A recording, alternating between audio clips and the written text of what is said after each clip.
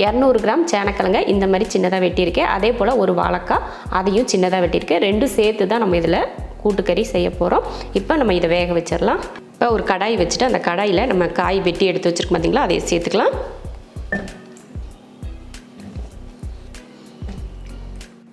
கொஞ்சம் மஞ்சள் தூள், ஒரு 1/4 ஸ்பூன் மிளகாத்தூள், காய் வேகிறதுக்கு தேவையான உப்பு. இப்போ தண்ணி சேர்த்துடலாம். காய் முங்குற அளவுக்கு தண்ணி சேர்த்துக்கிட்டால் போதும். இப்போ ஸ்டவ் ஆன் பண்ணிடலாம். ஸ்டவ் ஆன் பண்ணியாச்சு. இப்போ வாழைக்காயும் இந்த சேனக்கிழங்கு வந்து நல்லா வேகட்டும் இந்த தண்ணியில். அதுக்குள்ளேயும் நம்ம இதுக்கு தேவையான தேங்காயெல்லாம் அரைச்சி எடுத்துக்கலாம். ஒரு மிக்ஸி ஜாரில் சின்ன கப்பில் 1 கப் தேங்காய், சீரகம் 1/4 ஸ்பூன், மிளகு 1/2 ஸ்பூன், இதை நம்ம தண்ணி ஊற்றி அரைச்சி எடுத்துக்கலாம். ரொம்ப தண்ணி ஊற்றி அரைக்க வேணாம். நம்ம ஒரு பேஸ்ட் அரைப்போம் பார்த்திங்களா, அந்த மாதிரி ஒரு பேஸ்ட் போல் அரைச்சிக்கலாம். பார்த்திங்கன்னா தேங்காய், மிளகு, சீரகம் அரைச்சி எடுத்தாச்சு, ரெடியாக இருக்குது. அடுத்து பார்த்திங்கன்னா இந்த மாதிரி கருப்பு கொண்டக்கடலையை நான் உப்பு போட்டு வேக வச்சு எடுத்திருக்கேன். கொண்டக்கடலை பார்த்திங்கன்னா எப்போயுமே 8 மணி நேரத்துக்கு முன்னாடியே ஊற வச்சுட்டு அதுக்கப்புறம் தான் நம்ம வேக வைக்கணும். அந்த மாதிரி தான் வேக வச்சு எடுத்திருக்கேன்.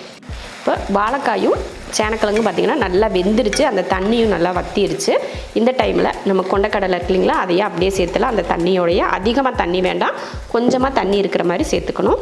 அடுத்து நம்ம அரைச்சி எடுத்துருக்கோம் இல்லையா தேங்காய், மிளகு, சீரக பேஸ்ட்டு, அதையும் இது கூட சேர்த்துடலாம். அடுத்து மிக்ஸி ஜார் கழுவி கொஞ்சமாக தண்ணி, அதில் தேங்காய் வந்து அதிகமாக இருக்கிறதுனால கொஞ்சம் கழுவி அதை ஊற்றிக்கிட்டேன். உப்பெல்லாம் பார்த்திங்கன்னா நம்ம முன்னாடியே போட்டிருக்கோம், பத்தலைனா மட்டும் சேர்த்துக்கிட்டால் போதும். இப்போ இதை கலந்து விட்டுறலாம். ஒரு 2-3 நிமிஷத்துக்கு அந்த தண்ணி நம்ம ஊற்றிருக்கோம் பார்த்திங்களா, அந்த தண்ணி வத்துறதுக்காக மட்டும் கொஞ்சம் இதை வேக வச்சுக்கலாம். லைட்டாக அந்த தண்ணி வத்தட்டும். நல்லா கெட்டியாகிடுச்சு பாருங்கள். இந்த மாதிரி நம்ம கொஞ்சமாக தான் தண்ணி ஊற்றணும், நிறைய தண்ணி குழம்பு மாதிரி ஊற்றிடக்கூடாது. அந்த தண்ணி லைட்டாக அதை வதங்குற வரைக்கும் இந்த மாதிரி ஒரு கிரேவி பக்குவத்துக்கு வர வரைக்கும் தான் இப்படி வேக வைக்கணும். அதிக நேரமும் நம்ம வேக வைக்க தேவையில்லை.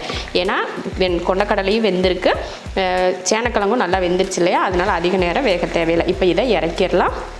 இப்போ கூட்டுக்கறி தாளிக்கிறதுக்கு ஒரு கடாய் வச்சு தேங்காய் எண்ணெய் ஊற்றிருக்கேன். நம்ம கேரளா டேஸ்ட் அப்படியே கிடைக்கணும்னா தேங்காய் எண்ணெய் ஊற்றி செஞ்சால் தான் அது நல்ல மனமும் டேஸ்ட்டும் நல்லாயிருக்கும். எண்ணெய் காஞ்சதுமே கடுகு உளுந்து, கடுகு பொரிஞ்சதுமே 3 வரமிளகாய், கொஞ்சம் கருவேப்பிலை, அடுப்பை சிம்மில் வச்சுட்டு ஒரு 3 ஸ்பூன் அளவுக்கு தேங்காய் துருவல், அதை நல்லா வதக்கிக்கலாம். தேங்காய் வந்து லைட்டாக கலர் மாதிரி வரும் பார்த்திங்களா, அந்த மாதிரி நம்ம வறுத்துக்கணும். அதுக்காக ரொம்ப கருக விட்டுறக்கூடாது, கொஞ்சம் கலர் மாதிரி வரும், அந்த மாதிரி நம்ம வறுத்துக்கலாம். இந்த தேங்காய் எண்ணெய் கூட இந்த தேங்காய் போட்டு வறுக்கிற மனம் வந்து அவ்வளோ சூப்பராக இருக்குது.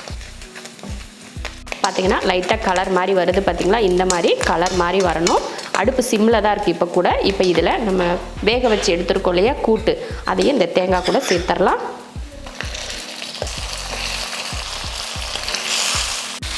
சேர்த்துட்டு இப்போ கலந்துருவோம்.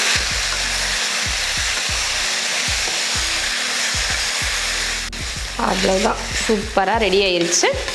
நல்லா கலந்து விட்டணும். ஒரு நிமிஷத்துக்கு இந்த மாதிரி நல்லா கலந்து விட்டோம்னா இந்த தேங்காய் வந்து இந்த கூட்டு கூட நல்லா கலந்துரும். இப்போ அடுப்பை ஆஃப் பண்ணிடலாம். அருமையான ஒரு டேஸ்ட்டில் கேரளா ஸ்டைல் கூட்டுக்கறி ரெடி பண்ணிட்டோம். இதே மெத்தடில் நீங்களும் கூட்டுக்கறி செஞ்சு பார்த்துட்டு எப்படி இருக்குன்னு சொல்லிட்டு கமெண்ட்டில் சொல்லுங்கள். பிடிச்சிருந்தா லைக் பண்ணிவிட்டு ஷேர் பண்ணிவிட்டு நம்ம ஷெரின்ஸ் கிச்சன் சேனலை சப்ஸ்கிரைப் பண்ணி பக்கத்தில் இருக்க பெல் ஐக்கானை கிளிக் பண்ணி வச்சுக்கோங்க.